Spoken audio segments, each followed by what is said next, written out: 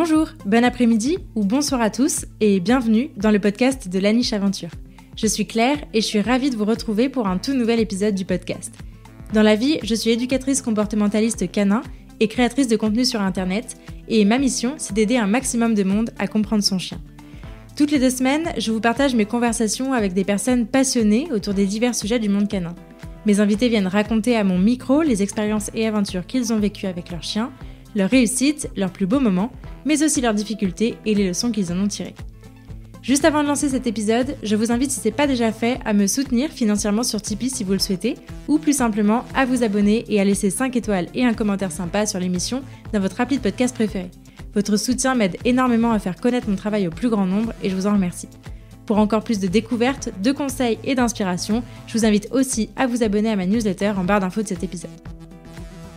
Et je suis ravie de vous partager aujourd'hui ma conversation avec Camilla Richard. Camilla est consultante en comportement canin pour Camille Dogs, diplômée de la Karen Pryor Academy. Dans cette discussion, elle nous raconte son parcours avec Bella et comment les difficultés qu'elle a rencontrées avec elle l'ont finalement amenée à devenir l'une des meilleures professionnelles de l'entraînement du chien qui m'a été donnée de côtoyer.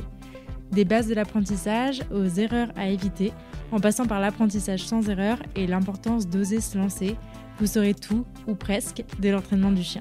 Alors que vous soyez déjà humain d'un chien ou que vous vous apprêtiez à le devenir, cet épisode est pour vous. Mais je ne vous en dis pas plus et je vous invite tout de suite à rejoindre ma conversation avec Camilla. Salut Camilla. Ça va Claire? Ça va bien et toi? Ça va bien. Trop cool. Je suis trop contente de t'accueillir sur La Niche pour cet épisode dont on parle depuis méga longtemps. Yes. On prend enfin le temps de faire. Ça va être trop chouette. Oui. On commence par les présentations. Qui es-tu, Camilla? Je m'appelle Camilla Richard, je suis consultante en comportement canin chez Camille Dogs Éducation Canine. Je travaille à Lyon. Je suis certifiée de l'Académie de Karen Pryor. Et aujourd'hui, je travaille surtout avec l'accompagnement en chiot et la rééducation. J'ai fait des ateliers particuliers et professionnels et aussi des cours collectifs à Lyon. Cool, trop bien. T'as un chien, je crois, qui s'appelle Bella. Je crois. Oui. Je suis un peu sûre quand même. Oui, je la montre beaucoup sous mes os. Oui, Bella. Est-ce que tu peux nous en parler du coup? Yes. J'ai partagé ma vie avec Bella. C'est une Golden Retriever de 3 ans. Bella, elle est... Qu'est-ce qu'elle est, Bella? Elle est formidable. Elle est formidable. Bella, c'est une chienne que... Elle vient d'un élevage qu'à l'époque, je ne connaissais pas forcément très bien. Et à l'âge de 8 mois, elle a une expérience pas forcément... c'était pas très positive. Elle a eu une parvovireuse où elle était hospitalisée, ce qui était vraiment traumatisant pour elle. Et à partir de ça, elle a commencé à déclencher des difficultés au contact, d'abord avec les vétérinaires. Donc tout ce qui était soins était très compliqué avec elle. Et elle a commencé à montrer des comportements carrément agressifs au début à la maison, quand on lui tendait la main pour la caresser. Et en fait, on a beaucoup travaillé. C'était une période assez difficile, mais ça m'a appris beaucoup de choses. Parce que Bella, elle a un chien qui mord, que mord son propriétaire, gardien, bref. C'est difficile émotionnellement. Et en étant éduque, je trouve que des fois, on se met beaucoup la pression quand on n'y arrive pas. Ouais. Et en fait, c'était une étape qui m'a beaucoup appris, qui était dure. Mais aujourd'hui, après, là, on travaille depuis 3 ans presque. Elle va avoir 4 ans, en fait. Là, ça va beaucoup mieux. Je fais toujours attention. Elle a son petit canicode. Je fais de la pub. Et en fait, ça marche super bien. J'ai appris aussi à mieux communiquer avec les gens pour stopper carrément les caresses un peu surprises. J'ai beaucoup appris à m'imposer aussi avec certaines personnes que des fois on a besoin. Et même avec certains vétérinaires qui à la fois, c'est juste... ils n'ont pas forcément l'habitude qu'un golden fasse ce genre de comportement, même s'ils devaient faire attention tout le temps. Et donc, voilà, aujourd'hui, ça va beaucoup mieux. Et je peux dire moi et elle, on a beaucoup de chance. Ouais. Oui, puis vous avez beaucoup travaillé. Enfin, on va en reparler. Ça a été un peu la base de toute ta formation aussi, Bella. Ouais, carrément. Avant de venir un peu sur ton parcours, j'ai une question que je pose à tous les invités. C'était quoi ton expérience avec les animaux avant d'avoir Bella? Est-ce que tu as toujours, et notamment avec les chiens, est-ce que tu as toujours grandi entouré de chiens? En fait, pas du tout. Je viens du Brésil. Et oui, j'ai grandi avec des chiens, avec une éducation qui était en mode on a un chien à la maison et voilà. Après, c'était une autre époque. Donc oui, j'ai grandi avec des chiens. Moi, j'ai vécu à la ferme avec ma grand-mère. Et donc, moi, j'ai enlevé les tiques des chiens de la ferme. Moi qui avais 1 milliard d'énormes tiques, je disais que je voulais être vétérinaire. Donc, toute cette petite histoire. Et en fait, quand je suis partie, j'étais partie en Australie, donc gros voyage et tout, et le chien a été mis un peu de côté. Donc c'est vraiment en arrivant en France que En fait, Bella, elle m'a beaucoup aidée à aimer la France, parce que j'ai eu beaucoup de difficultés d'adaptation. Ouais. C'est quand même très différent du Brésil et en France. La culture, elle est vraiment vachement différente. Et ça m'a beaucoup aidée d'avoir cette excuse de parler avec des inconnus, parce que j'avais du mal à faire des amis, même si, bon, au Brésil, on est très ouvert, on va discuter avec les gens. J'étais dans une culture où les gens, pas forcément, ils faisaient leur vie, et voilà. Donc là, c'était un bon prétexte pour connaître les gens et commencer à aimer ma vie en France. Okay. Donc, et comment est-ce qu'elle est arrivée dans ta vie, du coup, Bella? En fait, mon mari, il a un travail où il voyage beaucoup. Pas beaucoup, mais il fait des voyages où il part à l'étranger. Et en fait, il y avait un moment où je me sentais très seule.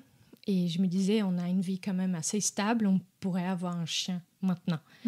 Et donc, j'ai décidé très vite. C'était vraiment impulsif, genre typique, mon comportement. Et j'ai trouvé un élevage qui n'était pas loin, pas vraiment top. Mais bon, à l'époque, je ne savais pas trop. Ouais. Et je voulais un chien, et voilà. Mais quand même, j'ai toujours su que bon, ça allait prendre du temps. Je savais le travail qui c'était pas aussi quand même non réfléchi. Et Alex, il était pas vraiment pour, mais il comprenait que j'avais besoin des compagnies en gros, d'avoir quelque chose qui me fasse aimer plus la France. Et donc voilà, ça s'est passé comme ça. On a trouvé l'élevage et on a pris Bella. Oui, puis en plus, tu as grandi entourée d'animaux, donc j'imagine que te retrouver dans une autre culture, sans animaux et un peu seule, ça a dû effectivement jouer. Ouais, carrément. Ouais, carrément. Ok. Et j'ai quand même une grande famille au Brésil, donc pour moi, ça, même si j'aime bien ma solitude et ma propre compagnie, j'avais besoin d'avoir... je voulais un chien. Ouais, ok. Et du coup, professionnellement, comment ça s'est passé pour toi? Donc, tu nous as dit, petite, tu rêvais d'être vétérinaire comme plein de petites filles. Oui. Et puis après, tu as un peu voyagé. Bella est arrivée. Et qu'est-ce qui a fait déclic? Qu'est-ce que tu faisais avant? Et qu'est-ce qui a fait déclic pour devenir éducateur canin? En fait, j'ai jamais pensé à être éducateur canin parce que je trouvais que... En fait, j'avais jamais pensé à ce métier-là, qu'on puisse gagner de l'argent en faisant ce genre de travail. Pour moi, c'était genre, ok, ça marche. Mais j'avais jamais même pas pensé. Juste une question par rapport à ça. Est-ce que le métier d'éducateur canin au Brésil, c'est un truc qui existe comme en France? C'est quoi un peu le... Ça existe. Ouais. Et c'est très développé d'ailleurs. Il y a beaucoup de chiens au Brésil. Ouais. C'est très luxe quand même. Donc... peut-être que ça a changé. Hein. Je suis partie du Brésil il y a longtemps. Même si j'y vais là-bas, je suis plus dans la même c'est plus culture. ton pays de... Voilà. Ouais. Donc, en discutant avec certaines personnes que je connais de là-bas, parce que en fait, j'ai suivi aussi une formation pour m'actualiser un peu sur ce qu'ils faisaient là-bas. Et donc, du coup, c'est pareil, mais ça reste quand même un très luxe parce qu'au Brésil, on travaille beaucoup. Vu qu'on a un moyen de vie qui est inférieur, les gens, ils travaillent beaucoup. Donc, le métier d'éducateur, soit tu travailles pour des clubs, choses privées, soit tu travailles carrément avec le service où je propose aussi. C'est un service où toi, tu entraînes le chien et après, tu transfères toutes les informations au propriétaire. Okay. Donc, il y a beaucoup de ça, beaucoup. Et c'est souvent des personnes qui ont de l'argent, qui n'ont pas le temps, mais qui veulent un chien. Qui a plus ou moins toute l'éducation un peu base. Donc du coup, effectivement, c'était pas forcément un métier commun. J'imagine comme en France, il y a 10-15 ans. Je pense que c'est développé plus rapidement qu'en France, parce que je me rappelle d'être en Australie et déjà connaître beaucoup d'amis qui faisaient du dog walker. Et j'imagine que ça allait un peu ensemble. Il y a beaucoup le marché du chien au Brésil, pets, il est très, très, très développé. Ok. Genre, vraiment, hein, tu trouves des animaleries dans tous les coins et il y a plein de trucs pour chiens. Après, ça va dans les deux sens. C'est très... Il y a plein de choses, mais en même temps, ça... Des fois, c'est un peu trop too much. Ok. Mais bon, c'est développé. Hein, c'est très développé. Okay. Et par rapport à ta question sur comment je suis arrivée sur ce métier, en fait, quand j'ai pris Bella, je savais que je voulais bien faire, je savais que je connaissais rien et que je voulais être aidée dès le début. Je connaissais un peu, hein, mais c'était un peu l'histoire de l'éducation ancienne. Et en fait, j'ai discuté avec une éduque au Brésil parce que mon français à l'époque, c'était pas ouf. Et en fait, elle a dit, bon, on fait à distance et comme ça, on se prépare pour l'arrivée de Bella, on fait les premiers apprentissages. Okay. Et c'était une très bonne école d'éducation canine au Brésil. Et en fait, c'était elle, en voyant comment je me débrouillais un peu avec Bella, elle m'a dit, pourquoi tu fais pas ce métier ? Et moi, je fais, mais j'ai jamais pensé. En fait, depuis que je suis partie du Brésil, j'ai beaucoup fait de la restauration. Ouais. J'étais gérante d'un resto. Après, j'étais manager d'un resto en France aussi. Et j'étais un peu perdue parce que, bon, la restauration, c'est très bien. Mais je ne me voyais pas forcément à faire ça toute ma vie. Et au Brésil, j'avais fait droit. Donc, des études de droit. Donc, d'accord, ok. C'est assez... je ne savais pas que tu avais fait droit. Ouais. Ouais. Ça n'a rien à voir, mais bon. Ouais, bah, moi aussi, j'ai fait ça. Mais ça me dirait plus. C'est vrai. Et donc, du coup, j'étais un peu perdue. Je voulais faire une reconversion. Je ne voulais plus être manager d'un resto, surtout restauration rapide. Je ne voulais plus. Ouais. Et donc, c'était un peu pile au même moment. Et je me suis renseignée au début pour faire au Brésil. Trop compliqué. Et bon, pourquoi faire au Brésil ? Oui, alors et j'ai commencé à carrément... C'était plus pour la langue, parce que je ne parlais pas très bien français. Ouais. Et donc, je commençais à carrément chercher en France. Et c'est là où j'ai vraiment vu une possibilité de faire mon métier. Et en fait, je suis tombée amoureuse de... J'ai quand même un style d'éducation qui n'a jamais été, on va dire, sévère et ni... Oui. Mais dans ma tête, je pensais que c'était comme ça, en fait, qu'on faisait. Ouais. Qu'un chien, tu dis « Ah, tu !» Et bon, c'était pas méchant, hein, mais c'est comme tu voyais tes parents faire. Bien sûr, ouais. C'est comme... Et c'est pour ça que des fois, je suis plus dans la bienveillance avec mes clients parce qu'à la fois, les gens, ils connaissent pas une autre chose. C'est la façon qu'ils pensent que ça se fait. Ouais. Et je me mets à leur place et je me rappelle de moi en train de Bella qui avait 2 mois ou 3 mois et moi, je suis là. Ah, si la pauvre. Et voilà, donc c'est comme ça que je suis arrivée dans le métier d'éducation canine, d'éducateur canin. Ok, trop cool. Est-ce que tu veux nous parler un peu de ton parcours de formation ? Qui est ultra long. Ultra long. On peut ouvrir ton CV. J'ai commencé par une petite formation tout au début qui m'a donné quand même une bonne base. Et j'avais fait Cani d'élite à l'époque, que c'était un peu mélangé avec nature de chien. Je ne me sentais pas du tout prête, mais ça m'a permis de donner de rentrer dans ce monde-là. Ouais. Du coup, je commençais à faire plein de petites formations. J'aimais beaucoup le travail. Vu que je parle anglais, ça me permet aussi d'avoir accès à des formations un peu plus, on va se dire, actuelles et tout ça. J'ai rien contre les formations en français. Hein. C'est juste... ça manque un peu de... C'est juste que ça des manque fois, un peu de choix, quoi. Ouais. Voilà, il y avait sur certains sujets, tu trouvais pas forcément le contenu. Et donc, je suis allée chercher plus vers Chirag Patel, Michael Chikasho, que j'aime beaucoup. J'ai... Qui d'autre que Susan Friedman. J'ai suivi sa formation de LLA, qui est très bien, honnêtement. Si tu parles anglais, ou même si tu as un anglais tu arrives à te débrouiller, c'est une formation qui est géniale. Elle te permet d'avoir une compréhension du comportement Moi, il y a Camilla avant et Camilla après cette formation, ça m'a donné. Maintenant, je suis capable de prendre un plan d'entraînement et choisir n'importe quel comportement et le créer. Avant, j'étais un peu dans cette histoire, comment je pourrais mettre en place, tu sais, les petites recettes. Sur certains comportements, t'as envie d'avoir des idées. Et aujourd'hui, j'avoue que ça m'a beaucoup aidé cette formation. Muso Plus, c'est génial comme plateforme. On trouve beaucoup. J'ai fait quelques formations là-dessus aussi. Quoi d'autre chose que j'ai fait? Du coup, j'ai suivi la KPA CTP, que c'est la formation professionnelle de Karen Prior. Il y a beaucoup de formations sur leur site, mais moi, j'ai suivi la professionnelle où je suis allée en Angleterre pour la faire. C'était l'aventure du siècle. Ça a duré longtemps. Ça a duré longtemps.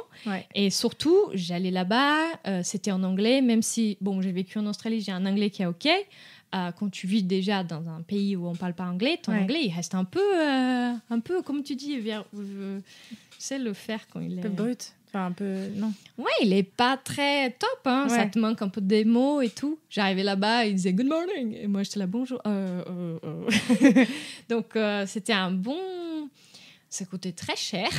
Tous les voyages, on faisait 7 heures de route pour aller jusqu'à New Forest pour faire les workshops. C'était un peu stressant pour Bella parce que c'était une époque où elle allait pas très bien. En fait, j'ai commencé la formation et elle a commencé à déclencher des comportements un peu... Elle avait beaucoup grossi parce qu'au début, on a pensé qu'elle avait des soucis de thyroïde. Elle était sur des médocs où elle a pris beaucoup de poids. Bref. Et donc, il y avait beaucoup de choses en même temps. C'était une grosse période, Que c'était pas très simple, mais ça s'est bien passé. Moi, j'ai pas eu du premier coup. C'était difficile le test final. J'ai fait une crise d'angoisse.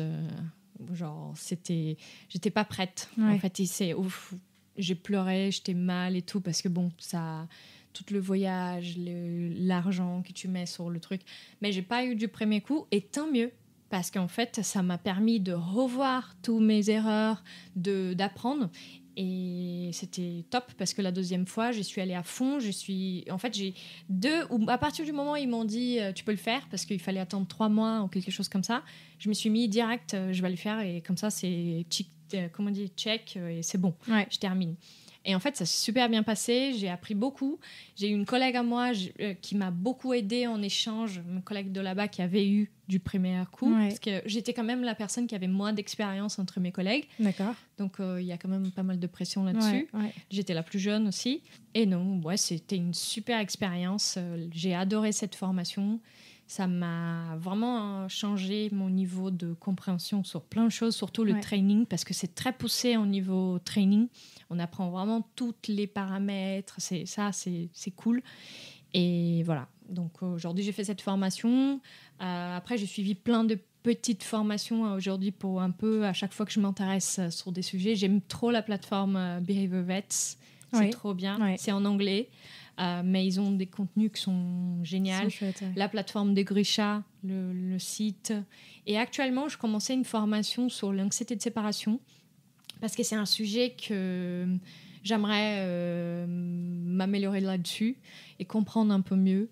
Et donc, je commençais pour ça. Je ne sais pas forcément si je vais tout de suite travailler avec, mais c'est quelque chose que j'aimerais savoir en plus. Pour développer, ok. C'est ça. Trop cool. Et si jamais quelqu'un veut savoir un peu plus sur mon parcours, allez-y sur mon site. C'est tout détaillé. Il faut que ça soit sur le version ordinateur parce que c'est un peu long et j'ai pas mis sur la version mobile. C'est ça. Mais c'est super intéressant et je trouve que tu as un parcours de formation qui est vraiment hyper dense. C'est super cool, mais on voit que tu es un peu éternelle insatisfaite du niveau de connaissance que tu as et que tu cherches toujours plus. Syndrome d'imposteur à vie. C'est pas que je cherche, c'est parce que tu te sens pas capable et du coup tu cherches. Mais au final, ça t'amène à faire des trucs qui sont quand même assez chouettes. Enfin, en tout cas, pour ce qui est de la Karen Prior Academy, vous n'êtes pas une petite poignée là d'éducateurs à être certifié par cette académie, donc c'est quand même chouette. Très chouette. Et c'est le tout début. Je suis fière de moi là-dessus parce que c'était quelque chose que je me suis beaucoup donné Et en fait, je voulais un peu me prouver que j'étais capable. Et je l'ai eu. Yes, c'était trop bien. Trop cool. Et du coup, tu nous as dit que ta formation KPA, ça t'avait beaucoup fait progresser, notamment sur la partie training, donc vraiment entraînement du chien. Oui. Et c'est vrai que c'est un... en tout cas, je trouve, les formations françaises, elles manquent un peu de ça, je trouve, en tout cas de ce que j'ai pu en voir. Oui. Et du coup, on s'était dit que ça pouvait être intéressant de parler justement de l'entraînement et puis aussi de démystifier un peu, parce que c'est souvent ce que les gens viennent chercher quand ils parlent de « on va faire éduquer notre chien » ou « on va éduquer notre chien ». C'est très basé sur le training, alors que souvent, et beaucoup en éducation positive, on va beaucoup plus coacher, amener à la réflexion, déconstruire des mythes, etc. Et peut-être des fois passer un peu à côté de la partie entraînement. Donc je trouve que c'est quand même intéressant de pouvoir replacer ça dans notre métier d'éducateur canin et aussi dans ce qu'on délivre comme niveau de pratique et d'entraînement vraiment pur et dur avec le chien, ce qu'on délivre à nos clients, quoi. Peut-être ce que j'aurais aimé savoir, c'est toi, dans ton approche aujourd'hui, étant donné que tu as été formée un peu sur toutes les différentes casquettes en fait, de tout ça, à la fois en entraînement, à la fois, on va dire, plutôt dans l'accompagnement humain et dans la déconstruction avec l'humain, tu vois, dans la partie un peu coaching. C'est quoi ton approche, toi, aujourd'hui, de ton métier avec tes clients, le degré de pratique que tu proposes, le degré de coaching que tu proposes, ça se répartit comment un petit peu? C'est quoi ta vision des choses là-dessus? Je rencontre mon client là où il est, et j'enlève un peu le côté jugement de tout ce qui est, je sais pas, la personne elle utilise un collier étrangleur par exemple, ou la personne elle suit pas la même méthode, ou des choses comme ça. Et donc j'ai beaucoup appris à prendre en considération le côté humain. Parce qu'on travaille avec l'humain. Oui, on veut le bien-être du chien, mais pour arriver là, il faut passer par l'humain. Et j'ai beaucoup amélioré ma façon de traiter l'humain, le côté... et c'était ça aussi que je cherchais en faisant de la formation Tag Teach, par exemple, que c'est pour améliorer la communication justement avec l'humain. Et de simplifier. Avec la Canin Pride, j'ai appris beaucoup à décortiquer tout ce qui est apprentissage et de simplifier les choses pour les gens, de ne pas m'attendre les mêmes objectifs que moi, je vais avoir pour moi avec mon client. Et ça m'a beaucoup aidé à être moi dans cette... il faut que je transforme la vie de la personne, il faut que je la... Ça m'a enlevé aussi beaucoup de poids sur mon dos et de faire ce que la personne, elle me demande et pas juste faire tout ce que moi, je souhaite pour leur chien. Parce que c'est quand même leur vie et leur objectif.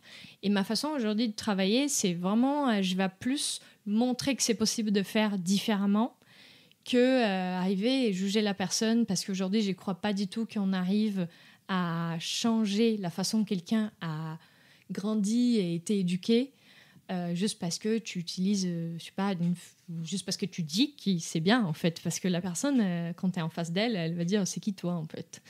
Et donc ma façon aujourd'hui, je préfère montrer la façon dont je travaille, que c'est possible d'arriver avec d'autres moyens et de simplifier leur vie, parce que j'avoue qu'à l'époque il y a un moment où je faisais des comptes rendus de je sais pas combien de pages. Merci. Aujourd'hui, je simplifie et je vois beaucoup plus c'est plus efficace avec mes clients. Ok. Du coup, si peut-être pour rendre plus concret de ce que je comprends et pour reformuler un peu ce que tu dis, si on t'appelle pour une problématique, je sais pas moi, mon chien aboie quand il se passe ça, tu vas pas essayer de changer la vision de la personne sur le comportement, mais tu vas plutôt te dire ok, vous en êtes là, donc il faut vous aider à faire en sorte que ce comportement apparaisse ou apparaisse autrement, n'apparaisse plus ou apparaisse autrement, et donc tu te focalises sur le comportement du chien et comment on va moduler ça avec l'humain en le rendant le plus simple possible pour qu'il soit acteur du comportement de son chien. En fait, je vais chercher dans ma petite boîte quelles sont mes façons que je pourrais à la fois régler le problème du mon chien aboie quand il y a une sorte de moment comme ça, et aussi améliorer l'environnement, le bien-être et tout ça, mais sans forcément laisser ça clair. Parce que des fois, je pense qu'on va trop expliquer et pour la personne, ça parle pas forcément. Et aujourd'hui, j'aime beaucoup travailler par phase. Donc, pour arriver à la 3e phase, il faut d'abord qu'on fasse la première. Et en fait, quand on fait comme ça, j'ai l'impression que la personne, elle voit une continuité et ça l'oblige un peu à faire la première parce que pour arriver dans la 2e, il a la première. Et donc, ça met moins on va dire, moins d'attente sur... moi aussi, moins d'attente sur ça met moins en difficulté la personne parce que c'est étape par étape. En fait, je prends l'humain comme si c'était un chien. C'est ça. C'est un peu... Et j'ai vu beaucoup plus d'efficacité là-dessus. Les gens s'amusent plus. Ils aiment l'accompagnement. Ils s'amusent à venir dans des séances. Et j'ai moins de personnes qui, au bout de moment, disparaissent. Tu sais, on a tous, je pense, certaines personnes qui perdent la motivation de le faire. Et voilà. Donc, c'est comme ça que j'essaie de travailler aujourd'hui. Ok. Oui, c'est faire passer l'humain en pratique assez rapidement et que ce soit eux qui fassent. Donc, ton boulot, c'est vraiment de leur indiquer comment apprendre à leur chien, quoi. Après, ça dépend beaucoup de la situation. Sur certains moments, je vais me montrer beaucoup parce que, c'est juste plus simple des fois quand tu montres. Mais la base, vraiment, c'est vraiment, je vais essayer de trouver une façon où je vais arriver à un objectif pour l'environnement, bien-être, choix et tout ça pour le chien, et que ça soit simple pour l'humain. Que ça soit intégré dans son quotidien. Que ça soit intégré dans son quotidien. Si aller à la boulangerie avec son chien, ça le fait sortir son chien, très bien, va à la boulangerie avec son chien. Parce qu'à ce moment-là, tu intègres ton chien dans ta routine. Je sais que ça fait partie de ton plaisir aussi de faire ça. Et ton chien, il a une balade. Donc, c'est un peu... On essaie de faire plaisir les deux, l'équipe. Entre les besoins du chien et les plaisirs de l'humain. C'est ça. Ok. Trop cool. Du coup, toujours sur la partie entraînement, toi, notamment sur Instagram, on te voit beaucoup travailler avec Bella, faire plein de trucs. Surtout pour ta formation, tu avais beaucoup de comportements à lui apprendre, etc. Donc, on t'a vu beaucoup travailler avec elle. Et aujourd'hui, souvent, moi, c'est souvent mon cas d'avoir des clients qui sont en demande en fait, de ça, de dire mais qu'est-ce que je pourrais faire avec mon chien Est-ce que tu aurais des conseils là-dessus, des choses à apporter Est-ce que c'est super bien de faire travailler son chien Est-ce qu'il faut le faire Est-ce qu'il faut le faire beaucoup tous les jours, pas trop? Est-ce que c'est important, pas important? Comment tu vois les choses là-dessus? Honnêtement, je pense qu'il faut prendre du plaisir à faire les choses. C'est à partir du moment où ça devient, comment on dit, tu t'obliges à le faire parce que tu penses qu'il va être bien pour ton chien, c'est plus bien. Parce que commence par déjà faire des activités ensemble qui vous faites plaisir, tester des choses.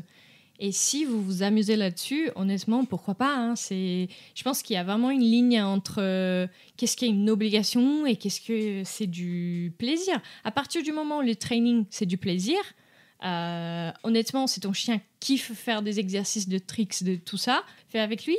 Moi, j'adore faire des petits exos avec Bella, mais je sais qu'elle adore son canapé. Donc, j'essaie de faire un peu... À la fois, c'est un peu pour moi aussi de m'entraîner sur certaines choses. Mais si je vois qu'elle est en mode non, je vais pas, je pense qu'il faut juste tester des choses. Et si ça fonctionne bien pour le duo, faites-le. Carrément. Trop cool. Et dans les entraînements, à quoi? Parce que c'est souvent une question qui revient beaucoup. Mais qu'est-ce qu'on fait en fait? Qu'est-ce qu'on peut faire? C'est vrai qu'il y a différentes façons de faire. Toi, par exemple, je sais que tu as vachement appris à Bella à participer aux tâches du quotidien, genre ramener des trucs, etc. Je trouve ça trop cool. Est-ce que tu peux nous en parler un peu? Oui. Moi, j'aime bien unir le côté... la race avec ce qui elle était sélectionnée pour le faire et les choses que ça pourrait être marrant d'entraîner. Pour Bella, c'est un retriever, donc j'adore faire tout ce qui est rapport et elle adore aussi. Je vois qu'elle kiffe. Ça dépend si c'est lourd. Si c'est lourd, elle dit non, je veux pas. Genre, mes courses, non merci. Donc, tout ce qui est jeu de rapport, j'adore faire. Sinon, honnêtement, si tu fais des... Même, moi, je suis pas contre si pour la personne, elle s'amuse à faire des assis couchés. Je sais qu'il y a maintenant, il y a le assis. Honnêtement, pour certaines personnes, un assis, c'est un comportement qui peut carrément aider dans la vie quotidienne et éviter que son chien il saute sur tout le monde. Donc moi, je suis pas quelqu'un qui va créer des ça je fais plus parce qu'avant on faisait ça et aujourd'hui c'est pas bien. Non, je pense qu'il faut relativiser un peu les choses et voir par rapport à la famille qu'est-ce que ça les convient. Voilà. Mais des petits jeux que je pourrais conseiller, honnêtement, tout ce qui est lié en nature, c'est trop bien. Moi, j'aimerais tester tout ce qui est nosework avec Bella. Je sais qu'elle kiffe, mais j'ai jamais pris le temps de trop investir là-dessus. Mais jeux de rapport, j'adore. Parce que en fait, ça amuse tout le monde. Ça amuse l'humain et ça amuse genre ma chienne qui amène mes boîtes de médicaments quand ça sonne mon alarme. C'est trop cool. Et ça fait un côté, tu vois, t'es en mode... c'est un peu classe. Ouais, ça fait classe. Elle fait plus, hein. Elle le fait plus parce qu'on n'a pas trop insisté là-dessus. Mais c'est sympa. Et d'ailleurs, c'est un atelier que j'ai envie de proposer à Lyon. C'est un atelier rapport et d'apprendre les gens à comment développer ce comportement parce que c'est pas très simple de faire apprendre le chien à prendre et pas lâcher, garder en bouche. Donc, à part si c'est la nourriture. Mais de garder un objet carrément, c'est pas simple. Moi, j'ai galéré un peu aussi. Et non, mais tout ce qui est jeu de rapport, moi, j'adore. Trop cool. Et tu le disais, c'est hyper cool parce que du coup, ça fait vraiment le lien entre et je trouve que c'est ça finalement qui est hyper intéressant dans la partie entraînement ou en tout cas activité qu'on fait avec son chien. Qu'est-ce qu'on fait comme activité avec son chien? Ça force aussi à se demander pourquoi est-ce qu'il est fait notre chien en fait, quelle est son utilité entre guillemets de départ par rapport à sa race, à sa génétique. Et je trouve que ça aide aussi l'humain à comprendre ce pourquoi il fait notre chien et qu'est-ce qui le motive, etc. Et voilà. Moi, ça n'a rien à voir. Charlie, lui, son truc, c'est les tricks. Donc, on a fait beaucoup de tricks. Il adore ça. Vraiment, il est super partant et il va vite te proposer des trucs. Il te montre un peu ce qu'il sait faire et tout. C'est trop bien. il aime trop. Là où Siobhan, aucun intérêt. Tu vois, c'est à peine s'asseoir. On n'a pas poussé jusque-là. C'est ça. Mais je trouve ça vraiment chouette d'aller vraiment questionner ok, c'est quoi qui motive vraiment ton chien? Qu'est-ce qui te fait plaisir de travailler et de trouver une activité comme ça ensemble. N'hésitez pas à en parler à vos éducateurs. D'aller explorer un peu les différentes disciplines, les différentes pratiques qu'on peut faire. Même les jeux. Des trucs très simples, en fait. Les jeux. À la fois, on est un peu bloqué dans cette histoire d'avoir toujours des récompenses. Et même, on peut mettre en place de jeux sans forcément avoir des jouets présents. Il y a Amy Cook, c'est une entraîneuse, qui a mis en place le Playway. Et c'est une façon où tu joues avec ton chien. En gros, tu vas utiliser ça pour de la thérapie. Et ils ont vu beaucoup d'améliorations sur le comportement du chien à partir du moment où ils mettaient en place. En fait, l'humain, il va imiter un peu des comportements un peu de chien. Je résume très, très, très rapidement. Et c'est trop bien parce que ça t'apprend à beaucoup faire ce jeu de choix, de laisser le chien carrément venir demander si tu veux jouer. Et c'est très sympa comme bon, il faut se jeter un peu par terre, faire un peu le foufou, mais bon, on fait ça, hein, on a un chien, on fait ça. Et j'ai mis en place avec Bella et elle adorait. Et c'était drôle de voir qu'elle pouvait jouer avec moi comme elle jouait avec un chien. C'est sympa. Ok, trop cool, trop bien. Je connaissais pas du tout. Il y a un truc cool aussi quand on commence à faire des activités avec son chien, que ça soit des trucs très simples comme les tricks à la maison, s'entraîner, je sais pas moi, au medical training ou à faire des activités un peu plus poussées comme toi, les jeux de rapport, du main trailing, des nosework, etc. Je trouve que ce qui est très cool aussi, c'est que c'est aussi dans ces activités-là qu'on apprend un peu plus à lire notre chien, à comprendre ses signaux et qu'il y a en fait un vrai dialogue qui se met en place. J'en avais parlé dans l'épisode sur le medical training, sur les soins coopératifs que j'avais fait avec Iris d'ailleurs, à quel point moi ça m'avait... C'est ça que j'avais adoré en fait, c'était au tout début de ma formation, j'avais commencé ça avec Charlie et c'est en fait ce dialogue qui s'est mis en place de ok, là je suis ok pour les soins, là pas. Et en fait je me suis dit mais si je m'étais pas lancée dans cette activité, peu importe laquelle, hein, c'est juste dans cet entraînement en fait, dans cette dynamique d'entraînement en tout cas, d'apprentissage de comportement, je serais passée complètement à côté de ce pan-là. Et toi, du coup, tu as rencontré pas mal de soucis niveau consentement, enfin en tout cas, voilà, communication avec Bella. Et j'imagine que c'est ça aussi qui t'a un peu motivée. C'était quoi un peu ton parcours là-dessus ? En fait, ça, le fait que, là, elle est arrivée jusqu'à la morsure par rapport au contact, et c'était carrément lié aux soins, ça m'a beaucoup forcée à l'observer, en fait, parce que il y avait quand même une question de... elle allait me mordre, donc ça m'a forcée à me renseigner beaucoup là-dessus, et j'ai fait plusieurs formations sur le langage corporel, et aussi, moi, je m'entraînais à la filmer pendant... Ça, d'ailleurs, c'est quelque chose de très utile de filmer parce que, on est des humains. Hein. Sur le moment, même quand on a l'habitude, ça passe. Et tu vois pas forcément.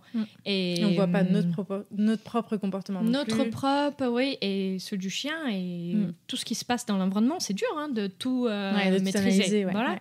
Et donc, quand tu filmes et tu vois après, ça te permet de t'améliorer. Tout simplement. Et en fait, c'est ce que j'ai fait beaucoup pendant un bon moment, surtout pour ma sécurité et pour les gens qui interagissaient avec Bella. Et en fait, ça m'a énormément à justement mettre un dialogue en place avec elle où ça m'a permis de la montrer qu'elle était en sécurité et que je n'allais pas la forcer, la pousser, même s'il y a eu des moments où j'étais obligée. Parce que Bella, par exemple, elle se coinçait une fois un bout de bois entre les dents avec un chien qui fait de l'agressivité, qui peut carrément te mordre. Même un chien qui ne fait pas, c'est un moment stressant, donc tu peux te faire mordre. Bien sûr. Moi, ça m'est arrivé d'avoir, pour ce genre de moment, j'ai acheté une gant. Je t'avais dit une fois, je pense, que c'est pour le sauvetage des chiens sauvages. Et en fait, j'ai utilisé 2 fois déjà. Une parce qu'elle avait coincé ce bois dans la... Et là, tu fais quoi à ce moment-là? Il faut que tu l'enlèves. Et là, il n'y a pas de consentement. Hein. Tu fais ce que tu peux faire.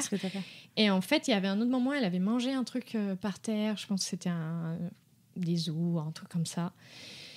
Non, je ne me rappelle pas forcément, mais je me rappelle d'utiliser 2 fois et j'étais très contente de pouvoir avoir ça.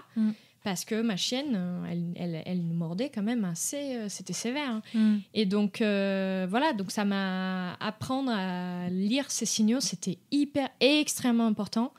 Et aujourd'hui, je dirais que c'est limite une priorité pour n'importe quel chien. C'est comme si tu as une relation avec quelqu'un qui tu n'es pas capable de le comprendre. T'imagines, moi là je parle portugais, je suis désolée que le podcast il ne fonctionne pas. Hein. Donc on n'arrive pas à connaître. Et je me rappelle que même quand on a encore un peu de connaissance sur la langue, moi je me rappelle au début quand je commençais avec mon français, j'arrivais pas vraiment à montrer ma personnalité aux gens parce que tu as pas les mots. Et donc, ça prend un peu de temps et je trouve qu'apprendre le langage de son chien, c'est indispensable. Aujourd'hui, c'est quelque chose que systématiquement avec mes élèves, c'est quelque chose qu'on travaille là-dessus. C'est priorité. Surtout pour pouvoir comprendre ce qui se passe un peu mieux dans sa tête. Ouais, carrément. Ok. Il y a un truc en éducation positive, et ces dernières années, ça pop beaucoup, c'est la notion d'erreur en fait, en entraînement. Parce que je pense que traditionnellement, et on a tous appris comme ça à l'école, etc., avec cette idée que c'est dans l'échec qu'on apprend et qu'on se relève des échecs pour apprendre et pour grandir, etc., etc. Et du coup, ça rentre un peu en contradiction avec ces méthodes positives où on va essayer de placer le chien en réussite, etc., etc. Donc, il y a pu y avoir un peu de débat là-dessus. Et du coup, dès qu'on se confronte à l'entraînement, à l'activité avec son chien, à faire des apprentissages avec lui, forcément vient de qu'est-ce qu'on fait de ces échecs, est-ce qu'ils peuvent apparaître, est-ce qu'ils doivent apparaître, est-ce que c'est comme ça que le chien apprend ou est-ce qu'il faut mieux les éviter. On parle d'errorless training pour les pros qui nous écoutent, ça leur parlera peut-être. C'est quoi un peu ta vision des choses là-dessus et qu'est-ce qu'on sait aujourd'hui, qu'est-ce que la science nous dit aujourd'hui de tout ça? En fait, c'est quoi ta vision des choses? Déjà, ce que la science elle dit depuis longtemps, c'est qu'on n'a pas besoin de faire des erreurs pour apprendre. Ça va plutôt engendrer de la frustration et ça peut avoir de l'agressivité par conséquence. Oui, en conséquence. En conséquence, il peut avoir de l'agressivité. Et en fait, ce qu'on parle dans cette façon de travailler, c'est de faire un arrangement de l'environnement pour qu'on ajoute des difficultés petit à petit. Et donc, on va créer du renforcement sur un comportement et petit à petit, on augmente les difficultés sans laisser le chien dans cet esprit de réfléchir. Tu sais, cette histoire de « Ah, là, il faut laisser le chien réfléchir ». Ça, souvent, ce qu'il fait, c'est qu'il y a beaucoup de frustration parce que ça diminue ton taux de renforcement, c'est-à-dire le chien, il gagne moins de réussite, il a moins de réussite, on a plus de frustration, on a un comportement plus agressif et souvent ce qu'on va dire, ils comprennent pas, c'est mort, on va se frustrer nous aussi. Et donc il y a des façons d'aujourd'hui de faire et de préparer tes exercices pour que il y a que de la réussite. Et ça fonctionne très bien. Après, je sais que c'est un peu plus technique et pour les particuliers, ça peut être un peu difficile des fois à mettre en place, mais c'est assez simple de le faire. Et on voit souvent qu'il va avoir plus de facilité de la part du chien de compréhension. Et donc, c'est gagnant-gagnant. Après, ça va avec les personnes qui sont en face de toi. Des fois, tu parles de ça, les gens, ils n'ont aucune idée. Donc, tu peux mettre en place certains apprentissages, pas forcément parler des RLS, mais juste créer ta séance de cette façon. Bien sûr. Donc, j'aime beaucoup travailler de cette façon parce que je vois le côté positif, mais je sais que c'est pas pour tout le monde. Parce que certaines personnes, ça va pas être très clair. En fait, c'est ça. Je trouve que l'enjeu, en fait, là-dedans, à laisser le chien un peu en erreur, en tout cas réfléchir, c'est que finalement, en fait, la séance d'entraînement, elle devienne plus aversive qu'autre chose, parce qu'elle déclenche des émotions qui sont pas forcément très positives, en fait, avec tout ça. Et si ton taux de renforcement il est bas, forcément, il y a moins de réussite, il y a moins d'amusement, il y a plus de frustration, il y a probablement des comportements que tu veux pas. Et donc plus de contraintes. Plus de contraintes et plus de frustration de l'humain qui dit « bon, mon chien comprend pas ». Ou il est têtu, il veut pas apprendre, il sait très bien faire, il a très bien compris, mais il veut pas, etc. etc. S'il y a une chose que j'ai appris avec KPA, c'est que si ton chien ne fait pas ce que tu as organisé pour qu'il fasse, c'est probablement parce que tu as mal organisé ton... Qu'il n'a pas compris ce qu'on attendait. C'est ça, c'est ça. Donc, tu as demandé trop. C'est ça. Il n'était pas prêt. C'est vraiment un truc que j'essaie beaucoup d'expliquer à mes clients. Et c'est vrai que souvent, il y a cette... en tout cas, l'enjeu, c'est vraiment de faire en sorte que le chien s'amuse et que ça reste quelque chose de positif pour lui, mais que l'humain aussi voit son chien différemment. Et du coup, passer par un truc plus facile, même si au départ, c'est trop facile et c'est souvent vu comme trop facile, et augmenter la difficulté progressivement, ça permet vraiment de voir son chien progresser aussi, plutôt que de demander tout de suite un truc très, très compliqué qui ne va pas forcément aboutir. Là-dessus, je crois qu'on n'en a jamais parlé dans le podcast de cette règle des 3D, là, durée, distance, distraction. Est-ce que tu veux nous en parler un petit peu ou pas? Je pourrais. Pour expliquer un peu. En fait, l'idée, c'est plutôt de comprendre comment est-ce qu'un exercice devient de plus en plus difficile. Et c'est pas notre demande, en fait, en tant que telle, qui fait que la demande est plus ou moins difficile pour notre chien. C'est plutôt cette règle des 3D qui fait que c'est difficile. Oui, en fait, je parle pas forcément de règle de 3D. Je pense plus à qu'est-ce que tu veux que ton chien fasse. Et de la même façon où toi, on va t'apprendre d'abord A, B, C, et plus tard, tu vas apprendre des choses plus difficiles. Mais est-ce que tu as eu besoin de ce A, B, C dans un premier temps? C'est la même chose pour ton chien. Donc, si tu veux qu'il comprenne qu'il ne faut pas qu'il aille voir tous les chiens dans la rue et qu'il devient fou quand il voit un chien, c'est probablement peut-être parce que tu n'as pas encore le montrer ce que tu veux qu'il fasse à la maison, par exemple. Ah, mais à la maison, il n'y a pas le chien. Oui, à la maison, il n'y a pas le chien. Mais d'abord, est-ce que tu aimerais qu'il soit à côté de toi? Est-ce que tu aimerais qu'il te regarde? Est-ce que tu aimerais qu'il juste observe un chien de loin? Donc, dans un premier temps, on travaille ça. Et petit à petit, on arrive jusqu'à l'environnement de voir un chien en face. Donc, moi aussi, j'ai pas mal de difficultés à expliquer avec mes élèves parce que, c'est dur pour l'humain de dire, mais là, j'ai pas la situation la situation difficile pour mon chien. Là, je suis à la maison. Et c'est dur de comprendre qu'il y a cette construction d'abord, on demande un comportement. Après, on le met beaucoup de réussite sur ce comportement. Et petit à petit, on l'amène dans un environnement où ça va être plus un défi pour le chien. En fait, c'est la solidité du comportement à la base et du premier apprentissage qui va parler. Tu avais fait une vidéo il n'y a pas très longtemps sur le merci pour apprendre aux chiens à lâcher les choses. Et j'ai trouvé que c'était super chouette parce que ça montrait vraiment ce côté... en fait, là, il n'y a pas de raison. Et je crois que tu dis au moins 150 fois merci sur les 30 secondes de vidéo. Mais elle est super, cette vidéo, parce que vraiment, ça montre à quel point... c'est ça en fait qu'on attend, et quand on vous dit commencer par vraiment le truc le plus basique tout au départ, ça semble facile parce que le chien y arrive 1 fois, 2 fois, 3 fois, mais on pense pas à le systématiser et à faire en sorte que ce mot ou cette demande avec ce comportement, ça soit systématique et ça soit très très très très très répété. Donc si vous n'avez pas vu cette vidéo, allez la voir, et de manière générale, allez consommer tout le contenu que crée Camilla, parce que c'est vraiment très, très, très, très chouette, très inspirant. Merci. Mais donc voilà, donc c'est cette notion de trop facile qui est très souvent très présente, et moi je l'ai vu aussi pas mal sur l'Académie des chiots, dans les cours collectifs. Tu vois, ce truc de presque refuser de faire un exercice parce que c'est bon, c'est trop facile, mon chien y arrive. Sauf qu'en fait voilà, on peut vraiment vite le faire. Il a une construction. Avant de demander ton chien de répondre à son rappel en face d'un autre chien, il faut déjà que tu arrives à avoir son attention, qu'il te regarde au moins. C'est ça. Et on se rend pas compte que c'est important de décortiquer les choses et de moins demander d'avoir beaucoup de réussite pour passer à la prochaine étape. Mais en fait, c'est intéressant parce que ça dit aussi vraiment ça parle aussi de la vision que l'humain a sur son chien, en fait, au moment où il fait l'exercice, avec ce truc de mon chien il est un peu plus intelligent, ou il comprend vite, et donc on n'a pas besoin de passer par ces étapes faciles, etc. Alors qu'en vérité, un chien, peu importe sa race, son âge, etc., il a besoin d'être accompagné dans son apprentissage et qu'on lui montre les choses, quoi. Et je pense qu'il y a beaucoup d'attentes que des fois tu crées, et en fait ça dépend, quand le chien est en face de toi, ça dépend de comment les choses vont se passer. Et en fait il y a aussi le côté des pressions un peu sociales, genre je vois sur les cours collectifs des fois c'est un peu parce que t'as les gens autour, donc c'est pas très simple sur certains moments. Mais voilà, c'est important de commencer par ce qui est simple dans un premier temps.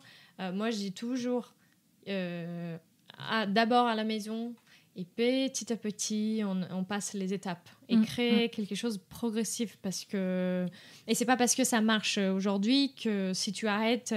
Moi je sais très bien que le merci, que j'ai fait la vidéo, si je continue pas, ça fonctionne pas, Bien sûr. Et ça va dépendre tellement de l'état de ton chien en fait sur le moment, et la motivation à laquelle ton merci il était aussi travaillé pour le merci, c'est pour le lâcher. Et donc ça va dépendre. Je pense que des fois on est un peu trop carré, et c'est très nuancé, tout ce qui est entraînement, tout ce qui est réussite aussi. Donc ton chien il peut très bien faire les choses et juste un jour mal dormir et juste pas envie de t'écouter. C'est ça. Et bien il y a ce truc d'entretien aussi où je pense qu'il y a, en tout cas dans la tête des gens, et moi je le vois vraiment chez mes clients, à partir du moment où un truc a été vu et a été réussi 2-3 fois, c'est bon, c'est acquis pour toujours, quoi. Alors que non. C'est un peu l'histoire du mon chien il me suit partout, mais il a 3 mois, mais attends un petit peu, et ça va tout partir en cacahuète.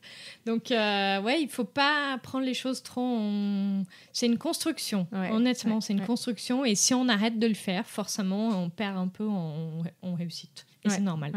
Et ça sur tous les plans, surtout n'importe quel comportement, n'importe quel... Tout ce qu'on fait, tu arrêtes de faire... Ok, à part du vélo... Ok, le vélo, ça marche. Le vélo, ça marche. Mais bon, t'as beaucoup fait quand t'étais petit, quand même. Il y a eu beaucoup de... c'est ça. Ok. Pour continuer un peu sur ce truc d'erreur, etc., j'avais envie de parler du fait d'oser... En tout cas, je sais que moi, c'est un truc que j'ai beaucoup rencontré quand j'ai appris ou j'ai cerné un peu la théorie, tu vois, de ok, comment est-ce que j'allais pouvoir entraîner mon chien, etc., etc. En fait, de pas trop me faire confiance tout de suite, et du coup, dans le doute, je fais pas, tu vois. J'ai tellement peur de faire des erreurs, j'ai tellement peur de mal faire, voilà, que finalement, je fais pas. Alors que... Et ça, ma dernière formation sur le chiot, où on avait des vidéos à faire, ça m'a beaucoup aidé en fait à sortir de ma zone de confort et à me dire ok, tant pis, je teste, et puis juste je m'adapterai et tu vois, je sortirai de ce truc. Je pense que c'est un truc que beaucoup de gens rencontrent en fait, ce truc de se dire oh là là, mais en fait il y a tellement de paramètres à prendre en compte, j'ai tellement peur de le louper que je fais pas et je reste un peu dans ma zone de confort. Je fais de la gestion, etc. Mais je passe pas en mode action, tu vois. Oui. Est-ce que c'est un truc qui t'est arrivé aussi ? Oui. Est-ce que c'est un truc que tu rencontres ? En fait, le monde de la gestion, surtout quand on a un chien qui fait de l'agressivité, par exemple, envers les humains, dans le cas de Bella, c'est très confortable de faire de la gestion, de passer sa vie à faire de la gestion, parce que bon, tu évites de passer ce côté difficile de mettre en situation. D'inconfort et éviter l'inconfort à tout prix. Et en fait, ce qui m'a forcé un peu à franchir un peu le cap, c'était les voyages en Angleterre. Parce qu'en fait, il y avait beaucoup plus de gens l'endroit où j'étais pour la formation. Et les gens, vu qu'il y avait plus de chiens, j'avais l'impression qu'ils allaient plus facilement envers Bella. Plus qu'en France, j'ai trouvé. Et en fait, ça m'a obligée à mettre un signal, comme si le signal pour venir vers moi, c'était la personne qui s'approche. Et c'était dur pour moi parce que je disais, bon, il y a quand même un risque. Donc, il faut le tenter, quoi. Mais vu que j'étais obligée à aller là-bas pour faire cette partie de pratique, à chaque fois, en fait, je suis allée je sais pas, 5 ou 6 fois. Et en fait, à chaque fois, je disais, il faut que je me prépare pour ça, parce que bon, il va y avoir des gens qui vont la caresser, qui vont pas forcément demander. Et il y avait beaucoup de monde dans la rue, c'était un peu touristique l'endroit où je faisais la formation. Et bon, un golden, c'est un chien que les gens ils approchent très facilement.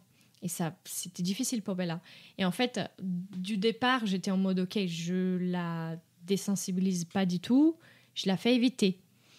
Et en fait, j'ai vu que pour la vie quotidienne, il fallait que je passe ce cap de ici quelqu'un la caresse. Qu'est-ce qui se passe Donc, ça m'a permis vraiment de pousser un peu plus les choses, faire confiance au travail. Et à la fois, il y a eu quand même de petits échecs. Il n'y a jamais eu de morsure. Mais il y avait des moments où elle était très tendue. C'était une situation difficile. Mais ça m'a permis de voir que... Ok, elle montrait pas mal de signaux d'inconfort, mais souvent, elle me cherchait sur ce moment-là. Donc, on voyait qu'il y avait quand même du progrès. Et donc, voilà. Donc, pourquoi pas se faire confiance, se faire aider par un pro, c'est super important. Mais c'est important aussi de se dire, c'est pas grave si on a des échecs, parce qu'on est en train de tenter, on est en train de progresser. Et je suis désolée, mais l'avancement... on est dans une zone où on n'est pas très confortable souvent. Donc, je suis sûre que ton premier podcast, t'étais pas très confortable. Moi, aujourd'hui, c'est mon premier. Je suis pas confortable. Ça nous a pris un peu de temps pour le commencer. Mais tu sais que ça te permet de découvrir des choses, d'apprendre et de faire des améliorations là-dessus. Donc, je pense que le monde de la gestion, il est très bien. Mais je pense que des fois, on loupe de pousser un petit peu et franchir le cap et voir qu'on peut très bien c'est ça. avancer. Et bon, après, c'est l'envie des gens. Des fois, tu n'as juste pas envie et tu es très bien là où tu es. C'est ça, mais il y a ce truc de... Effectivement, des fois, oser, et on peut... C'est toujours aussi dans les sorties de zone de confort qu'on s'épate le plus, qu'on voit aussi de quoi notre chien il est finalement capable, qu'on prend confiance en nous, etc. Enfin, il se passe aussi des belles choses dans ces moments-là. Et des fois, ça vaut le coup de le tenter, quoi. Ouais. Et je pense que dans le monde de notre métier, il y a beaucoup de pression, surtout entre pros. Zéro déclenchement.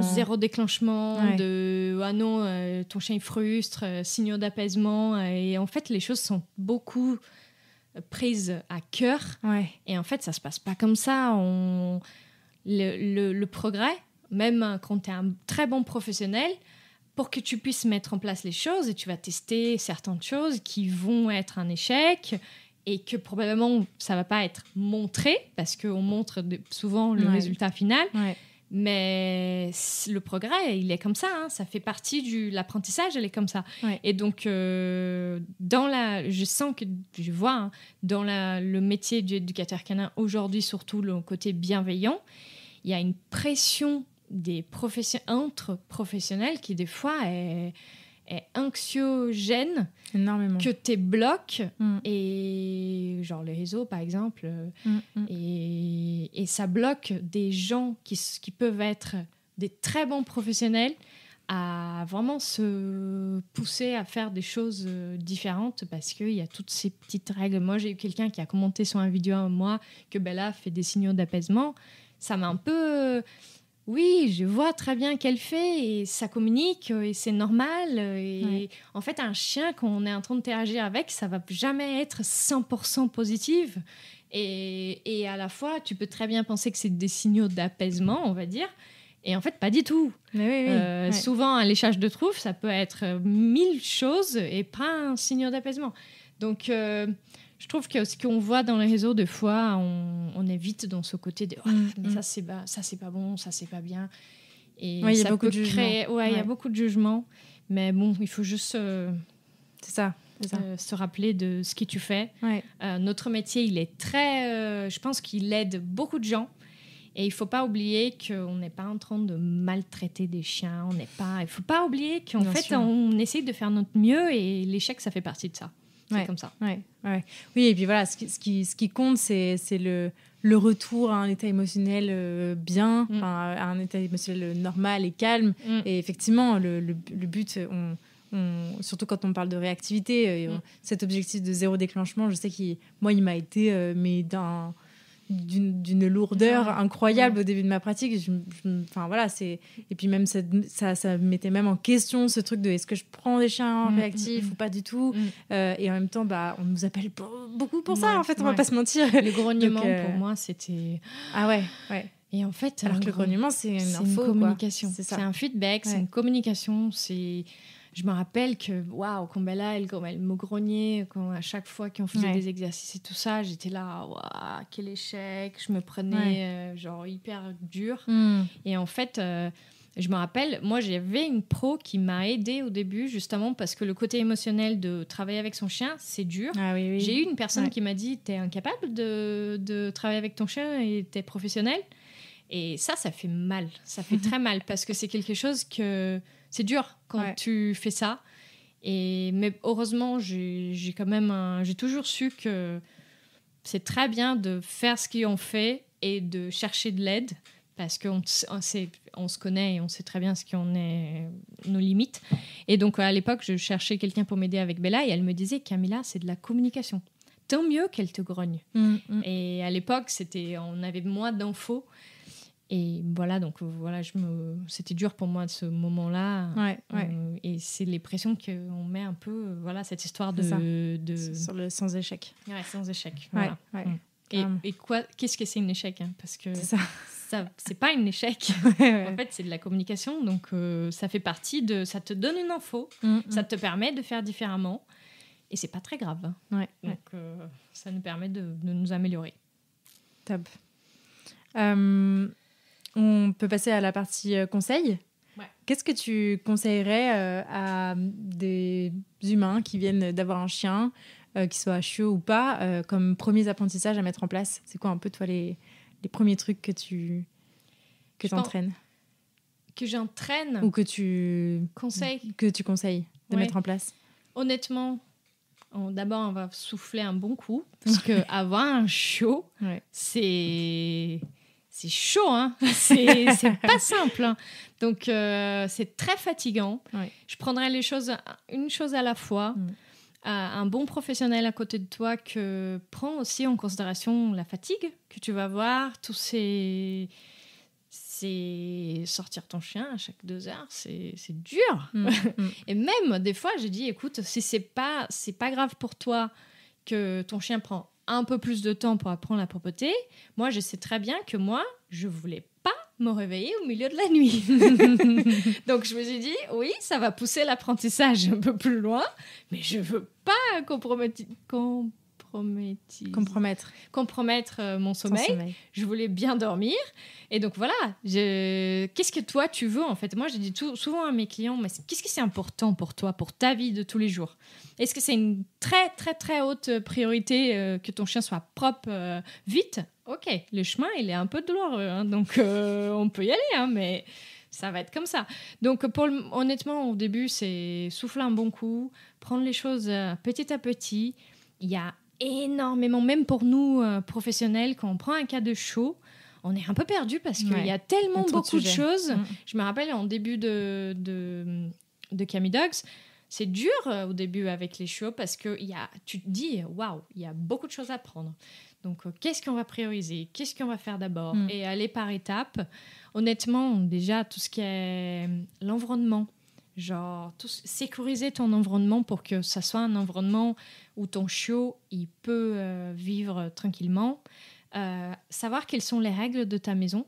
Pas les règles qu'on a entendues, là, je sais pas qui. Ce qu'il faut faire, pas faire, voilà. etc. Non, les règles de ta maison. Ouais. Est-ce que pour toi, t'aimes bien regarder un Netflix avec ton chien à côté sous le canapé? Ok, donc laisse ton chien monter sur le canapé. Il y a des fois, les clients, ils me disent « Ah, mais il monte sur le canapé, c'est pas bien et tout. » Je dis « Écoute, tu aimes bien regarder un film avec ton chien à côté ?» Oui, j'aime bien. Ah bah voilà, donc honnêtement, on n'interdit pas le canapé. Après, je comprends, il y a des très beaux canapés et tout. Tu peux mettre un plaid. Bon, moi, je suis un peu lâche-prise sur tout ce qui est saleté. J'ai un golden quand même, donc si tu fais heureusement, pas ça, tu paniques. Tu brilles. Ouais, c'est ça. Donc, non, honnêtement, on se concentrait plus sur le côté émotionnel, tout ce qui est rencontre. En fait, honnêtement, moi, j'ai travaillé avec Bella comme si elle était réactive à tout quand elle était petite. Et je trouve que quand tu fais ça, sans faire exprès, tu fais un super bon travail de prévention. Voilà, de prévention, exactement. Ouais. En fait, je faisais la socialisation, pour moi, c'était la priorité, parce qu'on parlait beaucoup au Brésil. Pour le moment, je n'entendais pas forcément, j'étais pas dans le côté éducation canine en France. Et au Brésil, on parlait beaucoup de ça. Et c'est là où je me suis mis direct. Donc, vraiment, c'était comme si Bella, elle était réactive à tout. Les poubelles, les motos, les bruits et tout ça. Et en fait, je mettais en place ça. Et ça m'a beaucoup aidée de plus me concentrer. Je pense que Bella, elle a appris à s'asseoir assez tard. Parce que, bon, pour s'amuser, mais c'était pas une priorité pour moi. La priorité, c'était, rappel et tout ça. Tout ce qui est... Surtout le côté sécurité. C'est la ça. partie sécurisant et le côté sympa pour nous. Donc, pouvoir marcher avec son chien un peu... genre qu'elle te arrache pas le bras. Et mais se concentrer plus sur le côté émotionnel parce qu'au long terme, c'est ce qui va vraiment être le plus payant, on va dire. Les apprentissages assis, couchés, ce genre de choses, tu fais ça quand tu veux. Mais le côté émotionnel, plus tôt tu fais, plus rapidement tu as des bonnes choses qui sont déjà ancrées pour la vie. Un chien qui t'a bien fait la partie émotionnelle à l'âge adulte, tu vois bien le résultat. La donc, connexion, voilà. La connexion, la gestion des émotions. Non, c'est clair. Tout ce qui est interaction, en fait. Tout ce qui est interaction. Beaucoup comme ça que j'ai fait aussi avec Siobhan et... Effectivement, je vois bien, là, regarde, elle est couchée dans le canapé, là, toute comme un pancake. Les deux, là, waouh. Ok, top. Toi, tu as la particularité de proposer des prestations un peu atypiques en tant que consultante en comportement canin. Est-ce que tu peux nous en parler un petit peu? Oui.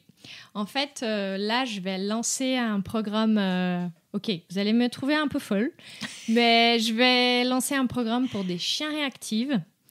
Je vais vous expliquer. Réactifs, voilà, merci. En gros, c'est un collectif, c'est un programme pour préparer les propriétaires gardiens des chiens réactifs à pouvoir avoir un peu plus de moyens de vivre sa vie plus on va dire tranquillité, parce qu'avoir un chien réactif, c'est pas simple.